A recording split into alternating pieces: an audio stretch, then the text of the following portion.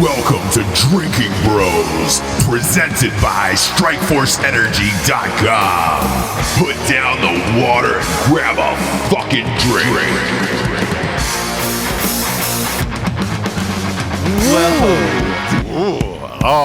It's eye to eye, Ross. It is eye to eye. eye. I think I might have blown out the mics here. A little too much excitement. You have such a powerful voice. I know. It's. Look, I'm a strong boy. I'm a strong boy inside and on the outside. And I'm going to be honest with you. Being in the Black Rifle Coffee studio. What accent was it? Coffee studio all night. I am hyped up. I am fucking real hyped up, my man. The coffee atmosphere. I'm drinking it all goddamn day. I feel real excited. Someone say too excited. I should have made another Americano before we got into this twosome. No, you shouldn't have. No, you shouldn't have. That Americano has sent me to a level that I haven't achieved since Super Bowl 51.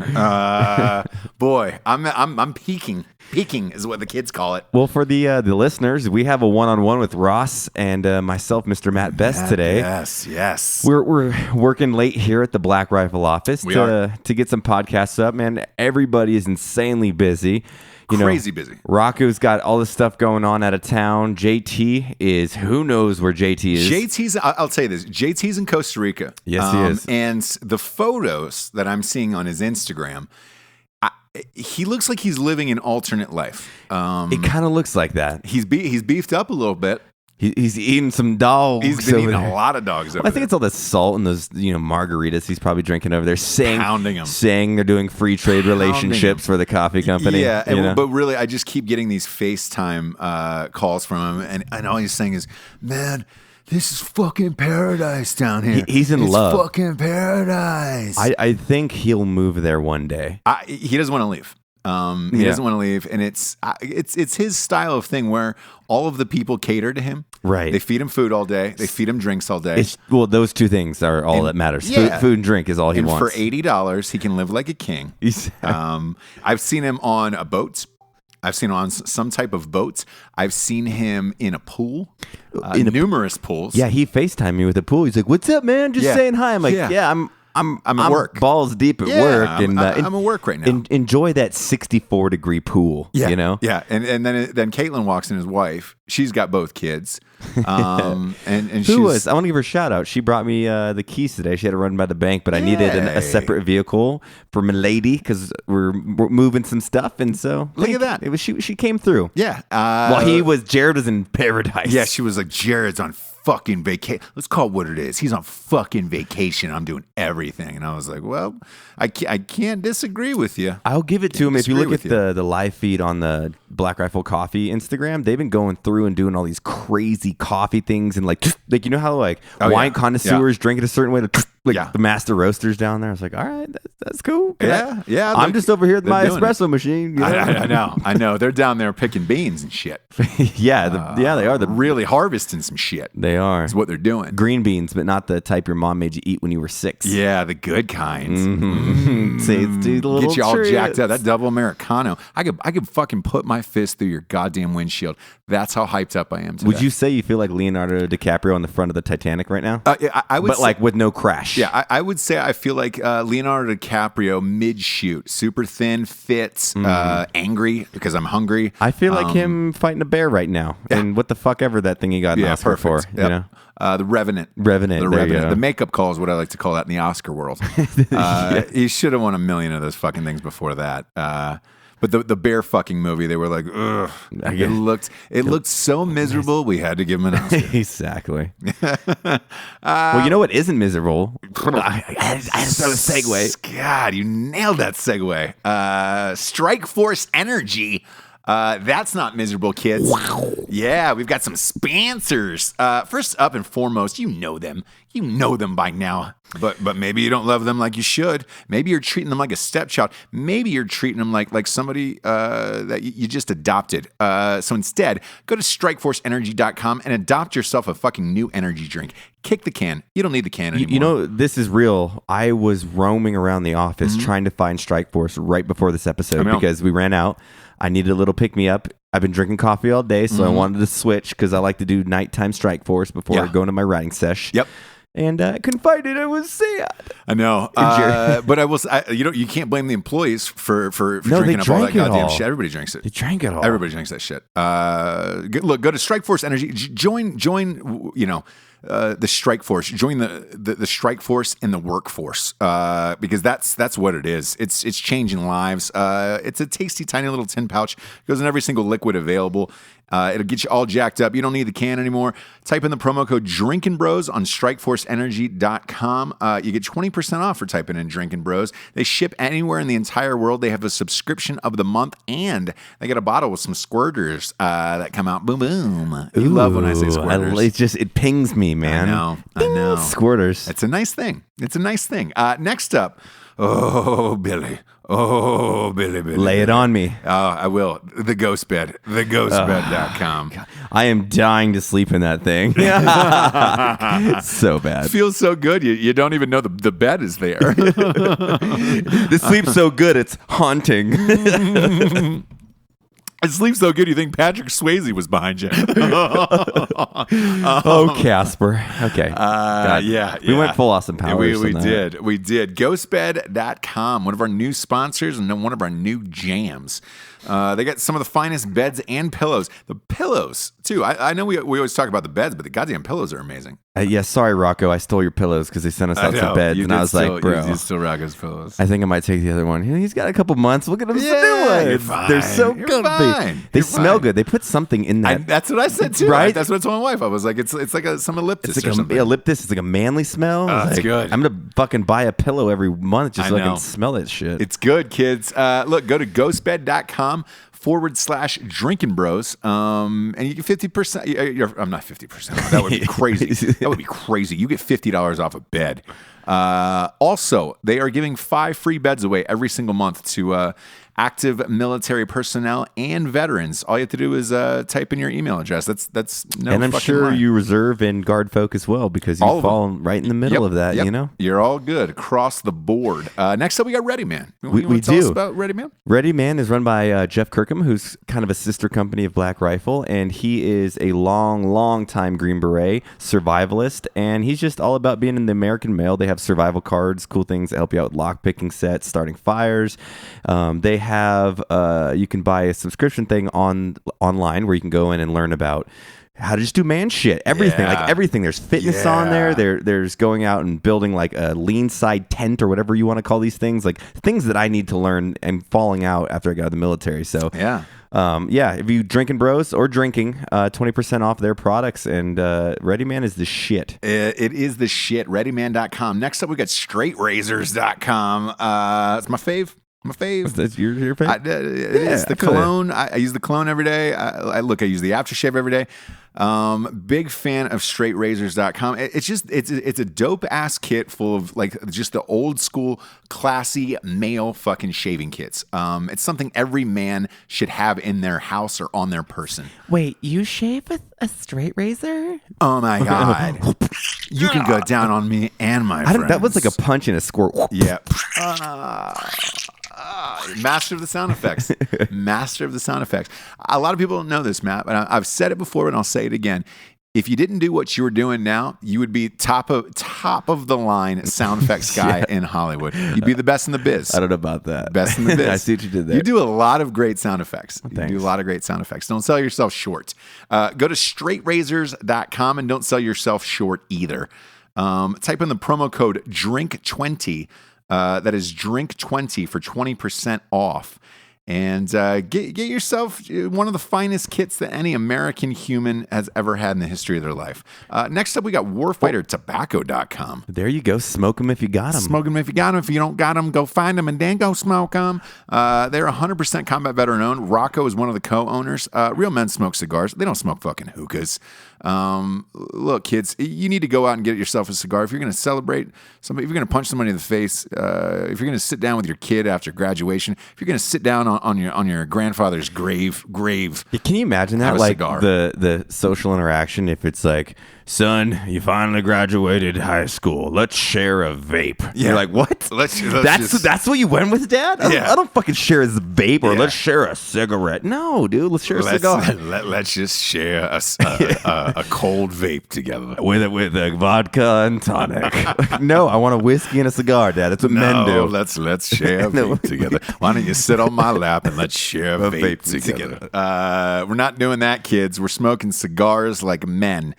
It's worth it. If it takes a couple years off your life, it's worth it. Go to warfightertobacco.com. Type in the promo code Drinking Bros. You get 10% off. They got some dope ass teas and some humidors in there. Dude, they haven't sent me a humidor yet. I want one. I want a fucking humidor. Scott. Hey, Scott Jansen. Send me a humidor, dude. Next up, we got battlebox.com. That's BATTLBOX.com. There is no E in battlebox.com, and they've got some dope shit. I was going through it in your office. Yeah, we were just digging through like three of them. Shit. Yeah, you never know because you open it and there's just a fucking giant axe in there, and you're like, I could cut shit with this. Yeah. You know? It is the ultimate, like, if you're going, after, like, just cool man shit that you need in every day, water purifiers, axes, knives, fucking, you name it, they've got it in there. I mean, it's like a cornucopia. It's like opening up the treasure chest in Goonies, like in the attic. It's like, oh, what the fuck's in there? Well, it's like when you get those, like, boxes in, like, Call of Duty and all these video games that they play. And you're like, oh, wow, I got this new shiny gun thing. Well, no, that's in real life. Well, they can't do guns, but they do everything else. They do sharp stuff and things that are blunt. Yeah, hell yeah, they can. Not blunt like marijuana, like blunt objects. Kill a lot of motherfuckers in there with that. The promo code is the initials to fuck her right in the pussy. I know I've said this on numerous shows, and you get 11% off, but it's FHRITP. Fuck her right in the pussy. I love that you have to say that. Because it's a classy show. Yeah, and I've got to literally spell it out every single time. But big fans. Last but not least, we got Black Rifle Coffee, and we're coming live from their headquarters today, Matthew. It's a premium roast to blend coffee. Roast to order. Yeah, roast to order. I'm close. Yeah, they know the Black Rifle. We'll take it easy on the sponsors and get to some hanging out first. Absolutely. If Lord Hot Dog, one word. That's 21% off. Black 21% off. 20% off. So the reason why I'm here in Salt Lake. One, I miss my beef fries. My beef fries, and I got to hang with you guys all week. But two, we are closing in on finishing the first pass of Matt Best Freedom the Fuck On. Your book, your biography about your life. Yes, sir. It is. It's been cool because it's like has it been cool?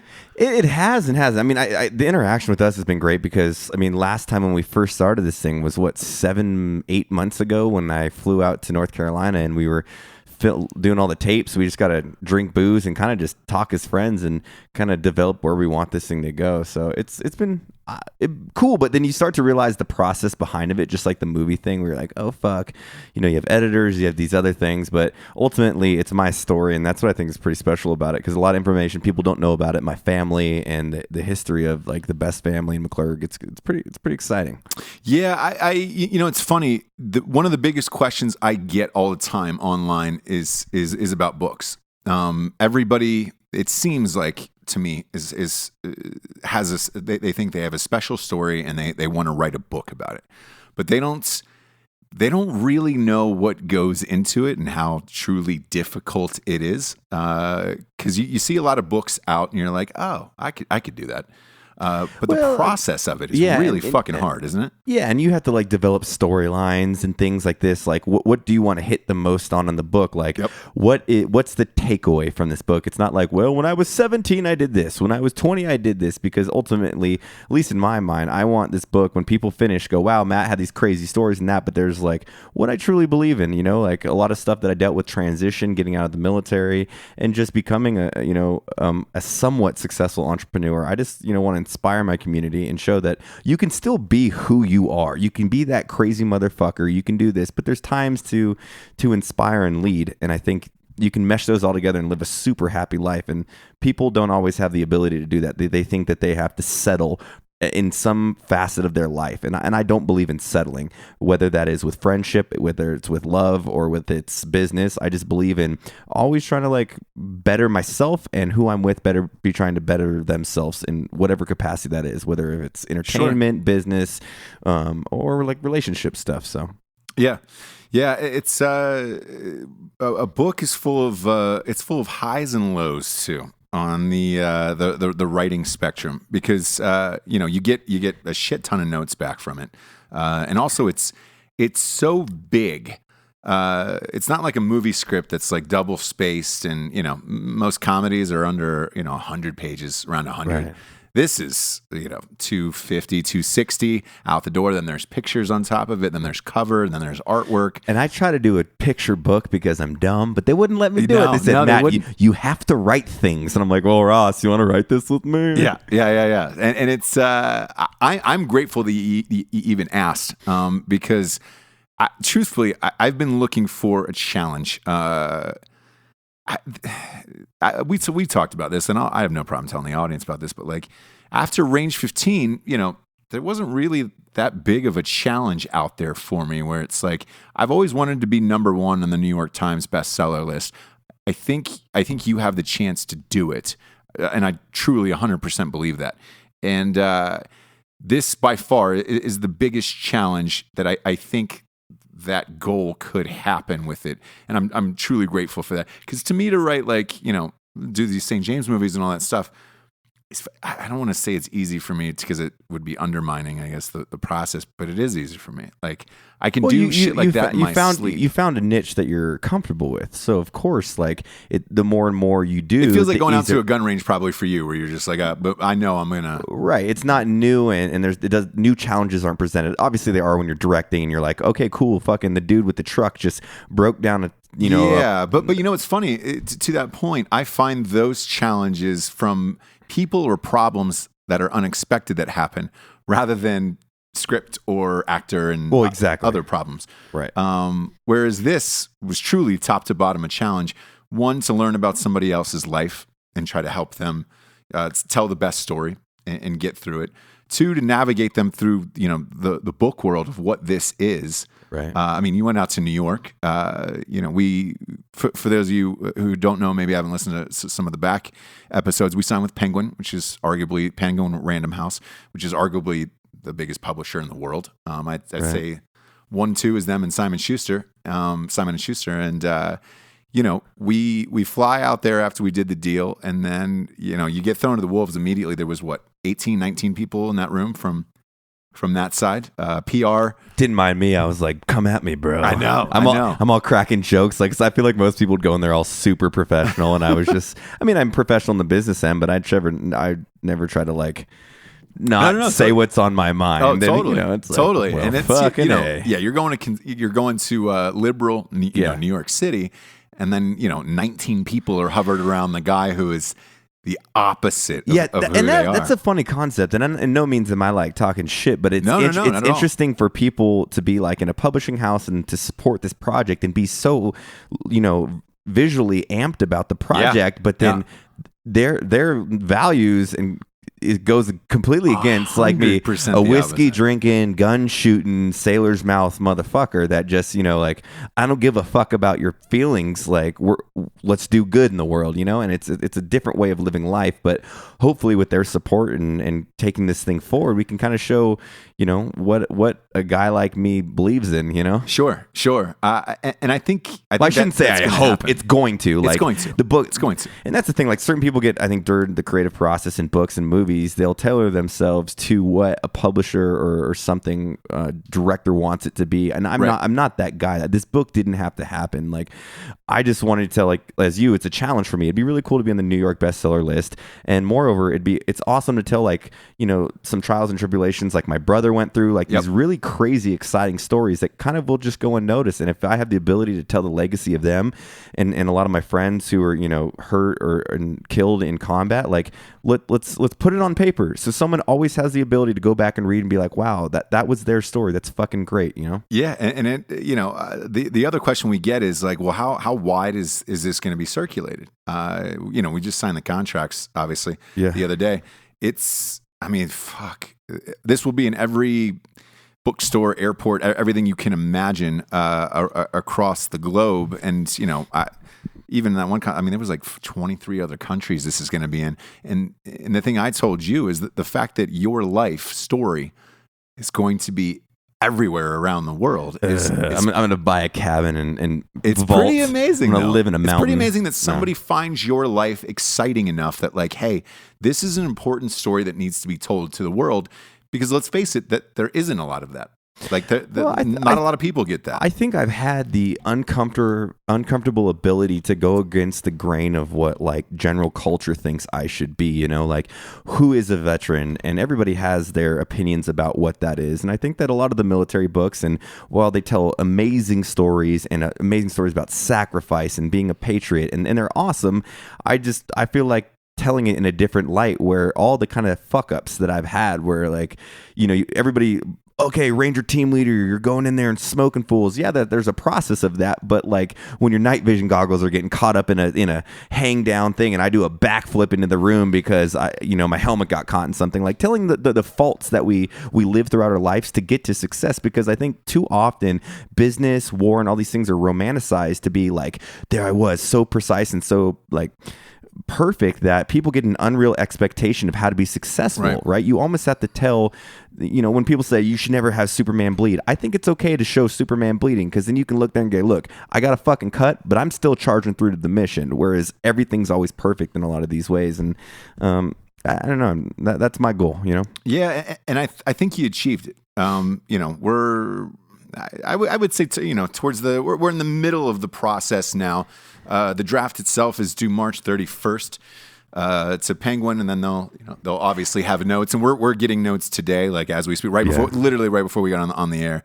And this is something else for the audience too, for those of you who constantly write in about what the book process is like. Your just know this: your agent and your editor's notes will be super negative. We need to do this and this and this and this and this, and then in the end result will be unbelievably happy and positive. And writing itself in general is a negative thing across the board. Where they say every writer smokes or drinks or whatever. You've got to have tough skin going into it, and I think a lot of people that that's why their story kind of contorts from what their original like project, what they wanted it to be, because you get these super hyper negative notes, and not like you're dumb, but yeah, you're dumb. Yeah. Like that's not what should go in there. And you have to have the tough skin to say, well, I believe it should in this, right? Well, how do we conform it together to like make it a collective greater thing than individually or opinion? And we did that in the movie, like all across the board. And that's it's great that you said that, actually, because it really is. I kind of, before we started this process, I said this really will be like the movie. Your first draft is kind of like seeing the first cut of your movie, where you're like, all right, I can see this is going to be good, but at the end it's going to be great, right? So at least you went through that before, where you saw all the way along the way where there's 19 different cuts. This is 19 different edits. It's the same thing, and a book to me is very similar to a film, where if you don't have a great editor, you're fucked. Right. Because it's unbelievably important to rein you in. Well, it's like the whole fluidity thing. You can have great chapters, you can have great portions of a film, but unless you have someone to interlay those and tie them all together, the overall outcome is drastically inhibited. So and trusting that editor to do a great job and to can we tell who our editor is? We can, actually. Yes, we absolutely. Can? Oh. Yeah, we can. His name is. I won't say his name. I don't want to get blown up on Facebook of like, oh my god, you're the great. It is. It's a buddy of ours, Nil. He's a buddy now. We met him on this project. Nils. He edited I Hope They Serve Beer in Hell by Tucker Max. He did, and my book's not gonna be like that. But if you look at his successful editing career, he has edited some amazing monsters. He's arguably one of the best of all time. He loves your life story and agreed to come on and do this. And this is a guy who's booked fucking every day out of the year. Like, we got super lucky, really lucky. But to the point where you're like, oh, I can't believe it. If there's one job out there where if you got kids that are coming up in school who are interested in writing or being in the publishing world, that is one job shortage that they need is good, great book editors. It is such a tedious job. Yeah, I couldn't imagine. No. That's it. But it's a job that is so important that if you're good at it, you can be extremely successful. But I think that's a testament to like the creative process. If there's, guys out there that are thinking about doing a book, a movie, video skits, like you have to learn the craft as best as you can and then hire people better than you. And that, I've always been a firm believer in that, where it's like, I have a college education. I love to write and I believe in it, but then I know shortcomings, and it's like, let's get more help. So to me, we're getting a paycheck from here, obviously, but like, it's more important is that book kicks ass, because you have really one shot to that's it. Tell the story. You one shot at your life story. That's it. You can't go back and be like, oh, hey, by the way, mom spaghetti, Eminem said it right. You got unless one the shot. Next 30 years are as interesting as this first 30 years of your life. Well, I hope, but then that's 30 years to write the second one. I know, right? So at 60, well, there I was with the bikini snap. Just fucking. Still do. What if you're still doing bikini snaps I at won't 60? be. I won't be. That you will have been. You'll be massively loaded if people are still amped about that. There's an article comes out. You can actually just Google tits, and you don't have to watch 3 minutes of a skit comedy piece to see a bikini top. That's my favorite one, when people are like, no bikini snap. I'm like, bitch, Google that shit. Yeah. And they're probably better than the ones in the video. Yeah, for real. But yeah, the writing process is a long, tedious thing. It's a lot of meals late at night.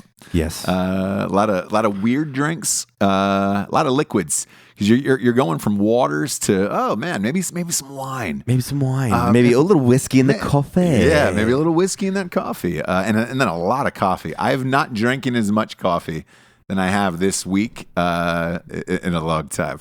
We burn it down. Like, business gets, really crazy. And then you have, trying to come in here to the office. We're like, we're going to get stuff done. And then we're over here directing a skit. And then I'm jumping over here. Just time management is what's usually the most difficult for me in my life at this time. Yeah. And you know what's interesting about being here this week, because this is the first time I've actually been to the office, is seeing how busy you really are. Because I think a lot of people at home just see the videos and they're like, oh, sweet. Matt shoots a sketch. It looks like they're having a blast, and then that's it. They fucking drink and party, and then you're done. No. Like, you're in meetings, almost every morning, all the way up until, the podcast is scheduled. Our writing has been scheduled. You're on such a tight schedule because you do so much throughout the day. It would shock and alter people's minds. You have a great life and it's fun. Yeah, absolutely. But dude, you work your ass off. Like, there's a lot expected of you out of the day. And being here in person and seeing it it's unbelievably impressive, because squeezing a fucking book about your life on top of running fucking 30 companies, doing sketches, doing social media, meeting with all these people, is I don't think a lot of people know how big, like, Black Rifle is, for example. I mean, there's people coming in all day, and all they want to do is meet Matt Best. Just shake his hand, get a picture, do something, and you're always cool as shit to everybody. But that's time consuming, and it takes time out of your work day to do and talk to people. That's why we started a coffee company. I know. So you just keep it loaded on the caffeine. Keep going. I know. Keep going. No, I think in, like, it does tend to get busy, and I appreciate the kind words. But with that, like, me having things that I deliverables every day, that if I fix things or if I create things, that's what I get, like, fulfillment out of. I enjoy it. Fulfillment, or that's a wrong. Fulfillment's a real word. Yeah. So I really enjoy those things throughout the day. And, I found that the gym is my, like, hour just to put my headphones in, even though since you've been here, I've been fucking pissed in the corner texting motherfuckers. But normally we had that conversation. That's you're like, how I am. Take the iPad in, Matt, God, so you're not on the phone. I'm like, I know, but they fucking needed me to have a fucking real-time decision. And I'm the same. And, like, I told you my story at the gym. Like, It is fucked me now that the iPhone is essentially now your iPod. Yeah. Because I used to just use the iPad, leave the phone in the car. Everybody knew if they didn't hear from me for an hour, I was at the gym. That was it. Now I can't do that. And then I get stuck like you, where I'm just between every set, it's like, oh my God, okay, email. Whose text is this? And then you go back to your set and you try to figure it out, and you're like, man, did I get a good workout today, or did I get a half workout and then have a fucking huge shake and then like Right. coax myself into thinking I had a good Well, you workout tend to today. cruise through it, and that's why I found like boxing and MMA and stuff for me, because it's been that real outlet where I have to put down my mobile device. Yeah, you can't pick it up in there. Yeah, there's zero social Yeah. media, and I'm focusing on a skill that I'm not necessarily really good at. So I'm trying to develop my skills. It's the only thing I'm I thinking heard about. you're good, by the way. You're selling yourself short. There was a couple MMA guys in here who train with you, and they were like, "Dude, Matt should like fucking really get in there and get after it." And you're humble about it. They're but trying to get me to fight. I'm good. They are trying to get you to fight. I've drank enough brain cells away, man. I should keep Here's the rest of here's them. my advice to you, and not that I don't. Look, we love UFC. Yeah. we love UFC fighters. Absolutely. But Matt, let's face it, Matt Best is a pretty motherfucker. Yeah, I don't feel like getting my If you teeth end knocked up out. like that, I mean, it's there if you're in the produce section at the grocery store, there's a lot of cauliflower in that bag. A lot of cauliflower in that bag. We don't need it, Matt. We don't need it. Yeah, they hinted towards something, maybe not MMA, but like a Muay Thai match, something with pads. And I'd maybe down the road, but I don't have the time Yeah. No, because I would you want will to not have the focus time. so much on there. Yeah. Like I'd walk in my amateur fight at like Yeah. UFC level, like what the fuck, bro? But no, I just don't have the time to I commit am to that. saying as a friend, I think you should steer clear. Yeah. Just train. Just have train. a good time. Yeah, post up on Instagram so it looks like I'm a fighter, but I'm not. Yeah, be the hardest person to kill in the bar. Right. But you don't have to get inside the octagon for that. Just Yeah. be the hardest person inside the bar. I'm cool with that. Yeah, just that guy that if somebody comes in, smacks your lady on the ass, they're getting choked the fuck out immediately. Like, Right. be that guy. You don't need to be fighting shit.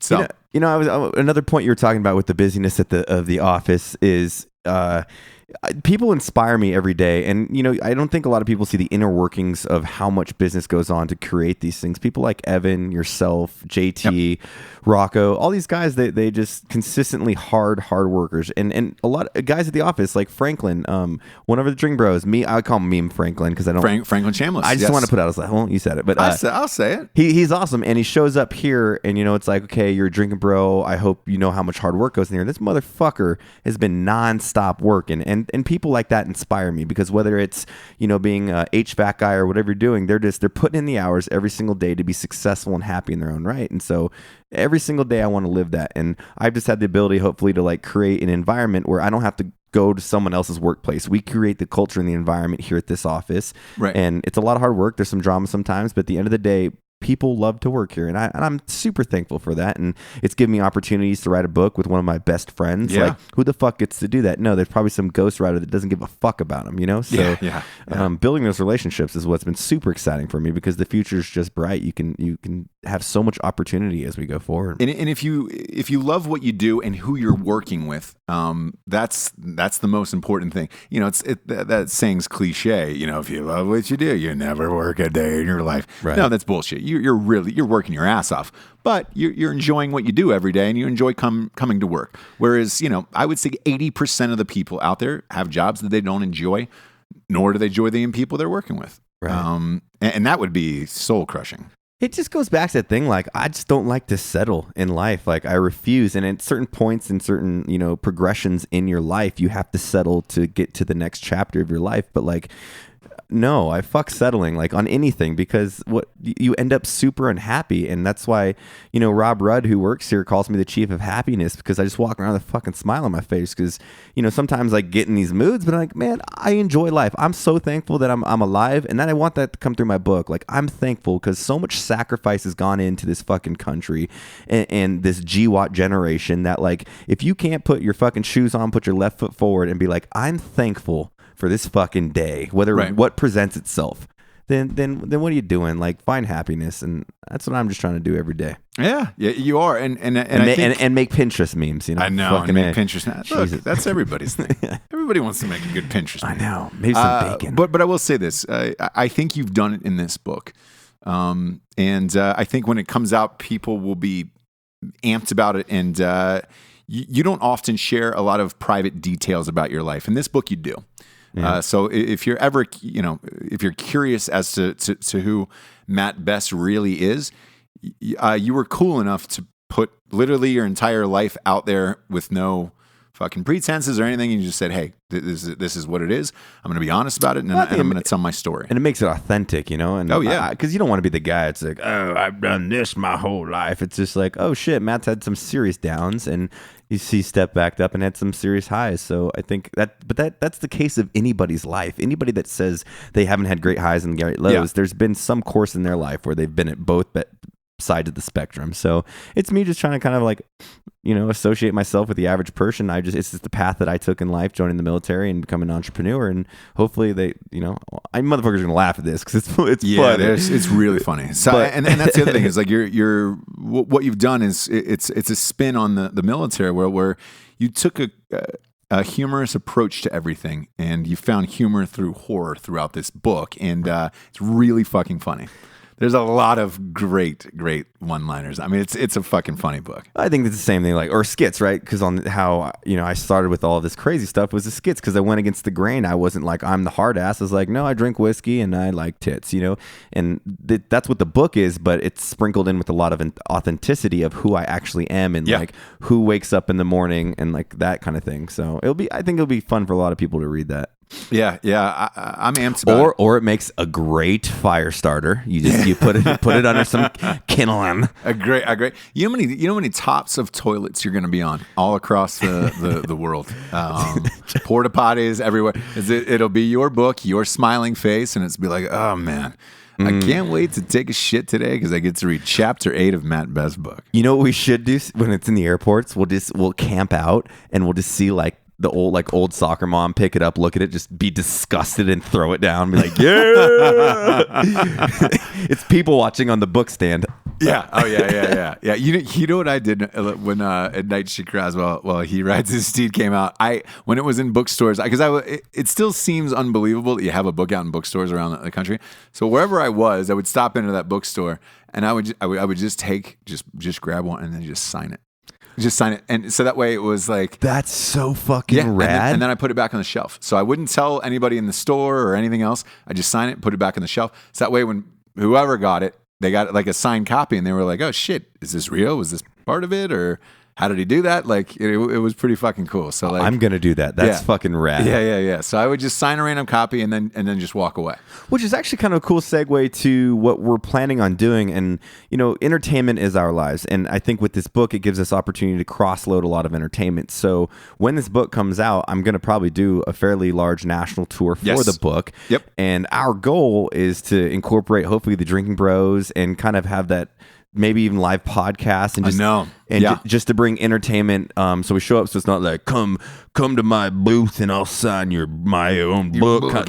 You know, and there's a place for that. But like, it'd be great to do a live podcast in a lot of these cities and really blow it the fuck out. So yeah, we're talking with like the publicist on their end. We're gonna try to work some cool stuff where it's not fucking lame. Because if I feel like I'm at Bragg, I don't want to fucking just sign a couple books. I want to meet all the fucking drink bros. Rage. I want to hang out. Rage. I want to buy shots. I want to hang. I want to have some lead slingers. Yeah, I want to fuck butts. Yeah, I want to fuck everybody's butt. Everyone's. Hey, man and woman, I want to fuck butts. That's what I want to do out there. I want to go out on a tour, man. I want to find the biggest hiney I can find. I want to split it. I want to split it like an axe. I want to go right down the middle. I want to find that butthole and I want to insert it. That's aggressive. Is it? I like the hiney. Yeah. Like, hey girl, you ever taken the hiney? You ever taken the hiney? What? Why would you say that? You raise your leg up. You know what that is? A hiney. It's a hiney. That's a hiney. Uh-huh. You want a party? That was a terrible pun, by the way. I can call myself out on it. The coffee is just gone. It has gone to a new level for me. It's good. I told you I was going to put a hair in your chest. It's good. It is, and it is the finest coffee I've ever had. What was it? A double Americano? Is that what you made me? Yeah, I just did a double shot in the espresso machine. Damn. I mean, my juices are flowing. My ball sack is smaller. Well, because you get the shots in there, the double shot, and then you just put the hot water in there that steams it, and you're like, oh look, it's just a nice cup of juice. Yeah, you're ready to go all goddamn day. I feel like I've been working on the railroad all my live long day. We're to that point of the show here. We should get to the drinking bro of the week. The drinking brother of the week. Somebody said that to me out by the way in the airport the other day. They were like, Ross, man, Man, I love it, man. You and the rest of the drinking brothers, I just fucking love it. I love it. Southern guy from Texas. So I was like, hey, all right.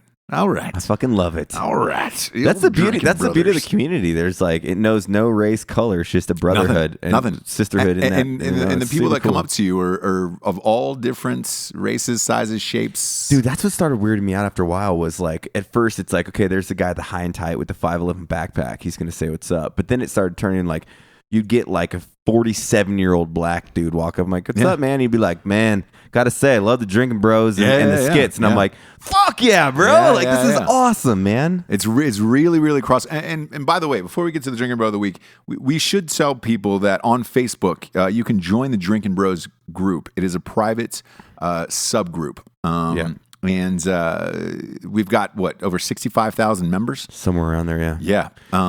And it's essentially like a closed forum where it is moderated to some degree, but it's just, we want happiness, brotherhood, positivity, where people have a positive outlet throughout their day to go, where it's, I mean, we all bitch and complain here once and there, but just a positive outlet, a support system for people that don't maybe have them in their hometown. Yeah. And if you do, there's probably a chapter for that, because like the Drinking Bros Salt Lake City here, those are great guys, and El Paso, where I used to live, they're all great guys. So it's fucking really cool. It's awesome. And you can also, follow us on our Facebook page, Drinking Bros Podcast on Facebook. And we got an Instagram too, Drinking Bros Instagram. Instagram game on lock. Grammits, your Grammy. The Drinking Bro of the Week this week was submitted by Justin Blowbaum. He says, hey guys, got a request for the Drinking Bro of the Week. It's from my grandfather, Steve Stillman. He passed away last week in his sleep, just one day short of his 95th birthday. He served in the Army Air Corps as electrical repairman, working on P-47 and P-38s in France during World War II. He taught us grandkids that life doesn't always go your way and it'll knock you on your ass. You just got to pick yourself up and continue the course. He taught me that if you make a mistake in this life, own up to it and learn that it's the only way you're going to be successful in life. He was a great man, and I truly looked up to him. He will be missed. I love the message. I did too. And well, cheers to Steve, and may he be remembered in the way you just described him, because that's awesome. Yeah. That was, hey, Justin, that was a great story about your grandfather. Thanks for submitting it. I really appreciate it. This episode flew by. Yeah, it was a quick one. Flew by. It was just two bros talking about a book. Two bros chatting about a book. Two dudes, one book. Talking about splitting a hiney. With an axe. Yeah, with a full axe. I kind of like the one-on-ones once in a while. It's just so mellow and hang out. I feel like I could be curled up in a freedom blanket in front of a fucking fireplace. Yeah, just in front of a nice fire. By the way, your house is amazing, by the way. Thank you, sir. I love your house. You have a nice fireplace at your house. Dude, it's gas. I love that thing because you don't have any work. It just I know. How nice is that? You're not chopping wood, throwing wood in a goddamn fireplace. I kind of want to build a real one downstairs so I can actually chop wood when I want to be manly. You don't want to do it. No, but the real one's upstairs. So I'm like, whoosh, there's the real fireplace. Yeah, but downstairs is where I put the wood in. Put the wood in. I got some lumber. And you're putting the ultimate man cave downstairs. I'm gonna try, man. I'm a person of. Although I like to be quiet, I like to have a space that's inviting, and I can have friends over that might not have the same means as myself. So yeah, I'm building a cool little man cave. You're putting a little screening room down there. Yeah, a little wet bar. Little wet bar down there. Of course. Yeah, it's me. Yeah. Put a projector down there. Bring people over for the UFC fights next Super Bowl. I'll host it probably. Goddamn right you will. Unless I get hit by a train. Yeah. Or you're going. Maybe the book becomes number one, and then boom, we're on the 50. You know what I'm saying? Right. We're on the 50-yard line. It's fucking Harlem World. Wait, the 50-yard line of the Harlem Globetrotters? Yeah. Sports. You get, sports. I know sports. You get both. You get Harlem Globetrotter tickets, and you get Super Bowl tickets. I'd probably go to the Harlem Globetrotters. Oh, God. They're great. You know what? I'm not going to shit on the Globetrotters. I saw them. My parents took me as a kid. It was fucking awesome. They were great. Yeah, it'd be great for the kids. It is. I don't have kids, but it's a fun game, and fun fact, they never lose. They never really? Yeah, they've only lost once in their entire rigged. Yeah, well, I'm not going to say it's rigged. I will say, actually, you know what? I will say this. The game that I was at, because they always seem to make it close and entertaining for the fans. There was 10 seconds left, and it was tied. And they always play like this team called like I want to say it's the Washington Generals or Washington Nationals or something like that. The same team? Yeah, but I think they travel from city to city, and they play different things. But like, it seemed like they were really playing, and maybe that's part of the gig or whatever. But it was tied with 10 seconds left, and the guy for the Harlem Globetrotters was yakking it up to the crowd, telling everybody to get on their feet and get ready because he was going to make this miraculous shot. He stepped back to half court and banked in a fucking 3-pointer. It was like 3 seconds left, and I was like, "Oh fuck!" Like, yeah, you can't really plan that. You can't plan that. You can't fake that. And I was like, well, "What if he missed? Then did they go to overtime? Like what happens there?" So I enjoyed it as a kid. I remember that vividly, and I was like, "Holy shit!" Well, when life gives you when life gives you a tied game, you throw that half court shot. For us. Oh God, don't. I can't even hear about a tied game after the Super Bowl. There's so much depression over. I'm sorry. I thought. My bad. We didn't get to talk about that last episode. I think we skipped over that fucking bet with the perm that I did with Jared for the Super Bowl. That I want to let people know that is real. I am getting a perm this upcoming week. Good. I'm booked from it. So I will film it, of course. I will put it on the podcast page and the Instagram and that whole shit. And my wife is not happy about it. I mean, she's just like super pissed about it. I'm dead serious. Like she's like, why the fuck would you take that right bet? before Valentine's Day? And we're supposed to. Yeah, because look, we've been working this book for months now. So like, I'm taking her on a vacation for a little bit before we have to get into these next edits that come up in March. And I'm just like taking her on vacation. She's like, "You're gonna look like that on vacation. You've already got that fucking mustache." And I was just like, well, let's be real about it. Tom Selleck in Magnum PI had a perm and he had a mustache.